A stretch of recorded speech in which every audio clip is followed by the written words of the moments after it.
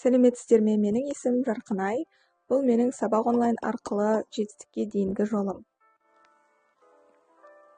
Мен 10-шы сыныпта қаңтар айының соңында сабақ онлайн курсына жазылдым. Сол уақытта менің сыныптастарымның біраз бөлігі ақылы мектептерге, әртүрлі курстарға жазылып жатқан болатын. Ал мен өз жолымды таңдадым, және бұл дұрыс шешім болды. Неліктен сабақ онлайн курсын таңдадым? Мен мектепте сабақты жақсы оқыдым, бірақ ұбт-ға сай қарқынды дайындық қажет болды. Менің таңдау пәндерім биология, химияның 10-11 сынып оқулықтары күрделі болғандықтан, маған оларды терең түсініп кету қажет болды. Қазақстан тарихынан да есте сақтау қажет материалдар өте көп болды. Ал сабақ онлайн курсы бұл талаптарының барлығын жапты. Әр пәннен эфирлер, видео сабақтар, нақты сұрақтар, куратордың қолдауы, тәжірибелі ұстаздар және ең бастысы апта сайын сынақ тест тапсыру.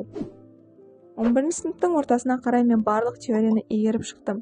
Асия Радиковнаның видео сабақтарынан мен олеум, пластинка, гибридтену сияқты күрделі тақырыптарды түсініп кеттім. Ал Бекзат Қайратұлының сабақтарынан мен Қазақстан тарихынан даталар мен оқиғаларды оңай есіме сақтадым. Осы ұстаздарыма және өзге де мұғалімдеріме үлкен алғысымды білдіремін.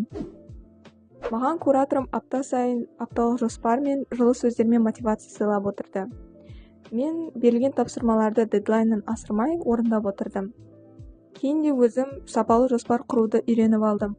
Бұл жай ғана оқу емес, менің өмірлік салтыма айналды. Қиындықтар мен эмоциялар.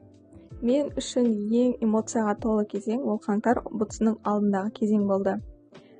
Түнімен ұйықтамай, мазасызданып, туыстарымның, кураторымның мазасын алған сәттер де болды. Сондай кездерде жалпы бүгінгі күнге дейін қолдау көрсеткен жандарға үлкен алғысымды білдіремін. ұбт-ға бір апта қалған кезде мен естедім. Биологиядан мәдени өсімдіктердің орталықтары, тарихтан 1-2 мемлекеттік думаға сайланған депутаттар сияқты жаттау қажет болған мәліметтерді қайталап шықтым. Нағыз ұбт-ға мен дайын болдым. Еш қобалжу болған жоқ.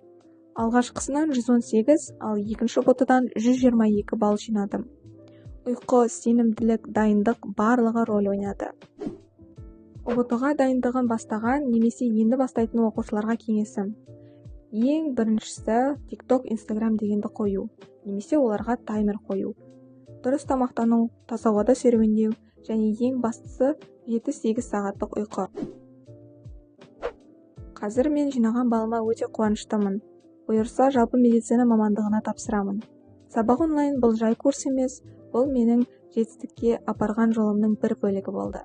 Назарларыңызға рахмет.